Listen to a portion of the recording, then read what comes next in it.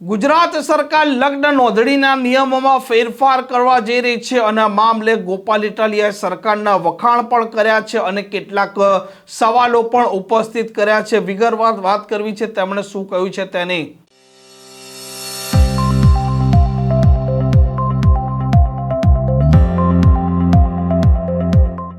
નમસ્કાર, આપ જોઈ રહ્યા છો હોટલાઇન ન્યૂઝ અને હું છું આપણી સાથે તોફિક ગાંચી. ગુજરાત સરકાર લગ્ન નોંધણીના કાયદામાં ફેરફાર કરવા જઈ રહી છે અને આ કાયદો વર્ષ 2006માં રાજ્યની સરકારે જ બનાવેલો છે, જેમાં કેટલાક નિયમોમાં ફેરબદલ કરવાના છે, જેમાં માતા પિતાની મંજૂરી પણ ફરજિયાત લેવામાં આવશે. અને ધારાસભ્ય ગોપાલ ઇટાલિયાએ નાયબ મુખ્યમંત્રી હર્ષ સંઘવીનું એક નિવેદન ટાંકતા કહ્યું હતું કે સલીમ સુરેશ બને અને જો તે આ છોકરીઓને પ્રેમની જાળમાં ખોટી રીતે ભોળવે અને તેનું જીવન બરબાદ કરે તેના વિરુદ્ધમાં કાર્યવાહી થશે. અને ગોપાલ ઇટાલિયાએ એ જ કહ્યું કે તેના પર કાર્યવાહી થવી જ જોઈએ, પરંતુ આ સુરેશ છે તે કોઈ નેતાઓ સાથે ફોટા હોય, અધિકારીઓ સાથે ઓળખાણ હોય અને કોઈ એવા ગુનાઓને અંજામ આપતો હોય તો તેના પર પણ કાર્યવાહી થવી જોઈએ.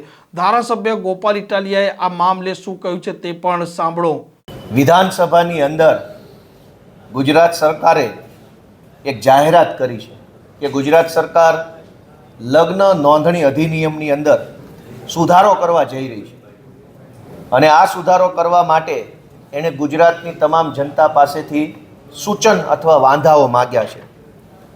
સૌથી પહેલાં તો એ બાબતનું મારે જનતાનું ધ્યાન દોરવું છે કે આ લગ્ન નોંધણીના કાયદાનો દુરુપયોગ કરીને ગુજરાતની દીકરીઓને ખોટી રીતે હેરાન પરેશાન કરી, ફસાવી, ડરાવી, ધમકાવી, છેતરી, કોઈ પણ રીતે દીકરીઓનું જીવન બરબાદ થાય એવું કેટલાક તત્વો કારસ્તાન કરતા હોય એવી અનેક ઘટના સામે આવી. વારંવાર એવી ઘટનાઓ સામે આવી કે દીકરીઓને ફસાવવામાં આવી, દીકરીઓને છેતરવામાં આવી, દીકરીઓને ડરાવવામાં આવી અને આ ડર, લોભ, લાલચ કે છેતરપિંડી કરી કાયદાની આંટીઘૂંટીનો દુરુપયોગ કરી આવારા તત્વોએ દીકરીઓની જિંદગી બરબાદ કરવાનું કામ કર્યું. આવી અનેક ઘટના સામે આવ્યા બાદ સમાજમાંથી સૌથી પહેલાં વિરોધ ચાલુ થયો અને મને યાદ છે ત્યાં સુધી સૌથી પહેલી વખત આ સમસ્યાને સરદાર પટેલ સેવાદળ એસપીજી ગ્રુપ દ્વારા ઓળખવામાં આવી. ગુજરાતમાં સૌથી પહેલી વખત દીકરીઓ સાથે થતી ફ્રોડની ઘટનાને એસપીજી દ્વારા ઉઠાવવામાં આવી અને મને યાદ છે ત્યાં સુધી ઉત્તર ગુજરાતમાં મહેસાણામાં મોટા પાયે રેલી થઈ, પાટણમાં પણ કંઈક રેલીનો કાર્યક્રમ થયો, ઉત્તર ગુજરાતમાં અનેક કાર્યક્રમ થયા, ત્યારબાદ સૌરાષ્ટ્ર, સુરત અનેક જગ્યાએ કાર્યક્રમો થયા અને ત્યારબાદ ગુજરાતના વિવિધ સમાજ પણ આ મુદ્દામાં જોડાયા. એટલે કે સમાજમાં સૌથી પહેલાં સમસ્યાનો અવાજ ઉઠ્યો. સમાજના વિવિધ આગેવાનોએ પણ એમાં પોતાનો સૂર પુરાવ્યો.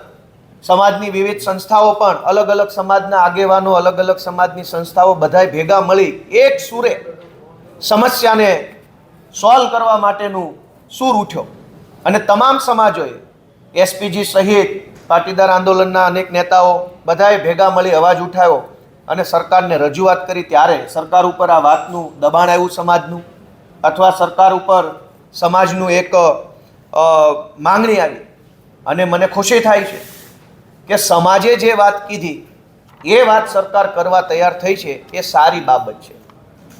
બીજું કે આજે એક સારી બાબત એ પણ થઈ કે સરકારે આ કાયદામાં સુધારો કરતાં પહેલાં લોકોના વાંધા સૂચન મંગાવ્યા છે.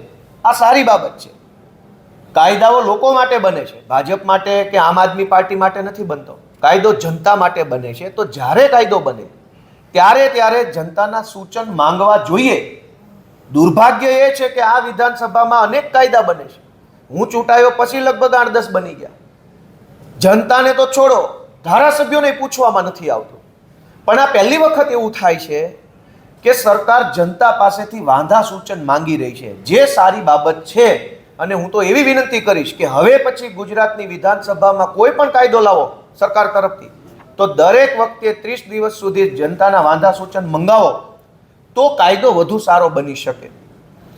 આજે મારે ખુશી સાથે કહેવું છે કે સરકાર જ્યારે કાયદામાં સુધારો કરવા સંમત થયા છે, લોકોના વાંધા સૂચન મંગાવવાનું ચાલુ કર્યું છે, ત્યારે સરકાર દરેક ધારાસભ્યોને એક ગ્રુપ મિટિંગ બોલાવે અને ધારાસભ્યો પાસેથી સૂચન મેળવવા માટેની એક મેગા મિટિંગનું આયોજન સરકારના નેતૃત્વમાં કરવું જોઈએ, કેમ કે ધારાસભ્યો જનતાના પ્રતિનિધિ છે. ઓનલાઈન પોર્ટલમાં ટાઈપ કરીને નાખી દો અને તમારા આઈએએસ આઈપીએસ વાંચી લે એમ નહીં. મંત્રીએ ડાયરેક્ટ સરકારે સીધા ધારાસભ્ય પાસેથી સૂચન માંગવા જોઈએ, સીધે સીધા સાંભળવા જોઈએ. આ પોર્ટલ ઉપર તો જનતા, સમાજના આગેવાનો, સંસ્થાઓ સૂચન મૂકશે, પણ ધારાસભ્યને એવો અધિકાર હોવો જોઈએ કે સીધા ફેસ ટુ ફેસ મંત્રી અને મુખ્યમંત્રીને સૂચન આપી શકે કે આ લગ્ન નોંધણી સુધારામાં શું કરવું જોઈએ.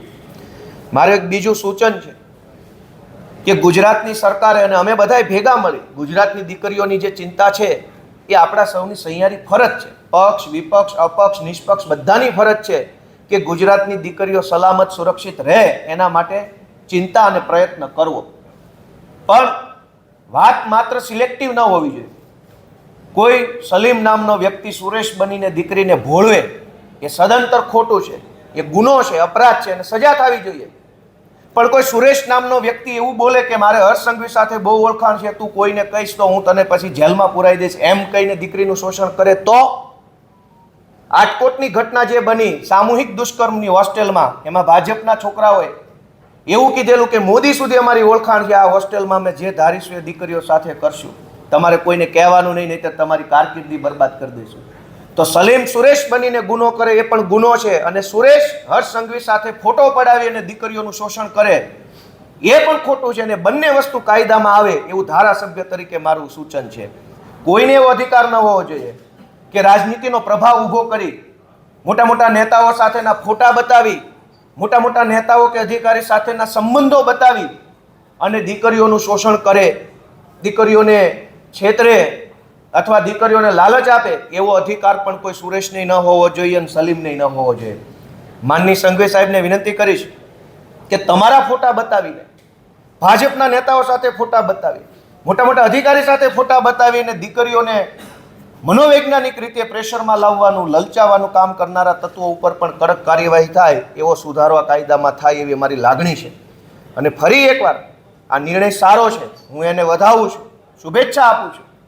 નિર્ણય બે રીતે સારો છે. એક કે સમાજની માંગણી સરકારે સ્વીકારવી પડી એ સારી બાબત છે, સમાજને શુભેચ્છા આપું છું, એસપીજીને શુભેચ્છા આપું છું, આગેવાનોને શુભેચ્છા આપું છું.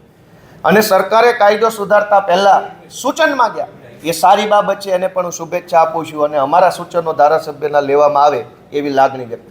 આ પ્રકારના સમાચાર માટે હોટલાઇન ન્યૂઝ ચેનલને લાઇક, શેર અને સબસ્ક્રાઇબ કરવાનું ભૂલતા નહીં. નમસ્કાર. આવા પ્રકારના વિડીયો તમને જોવા ગમતા હોય તો હોટલાઇન ન્યૂઝ ચેનલને લાઇક, શેર અને સબસ્ક્રાઇબ કરો.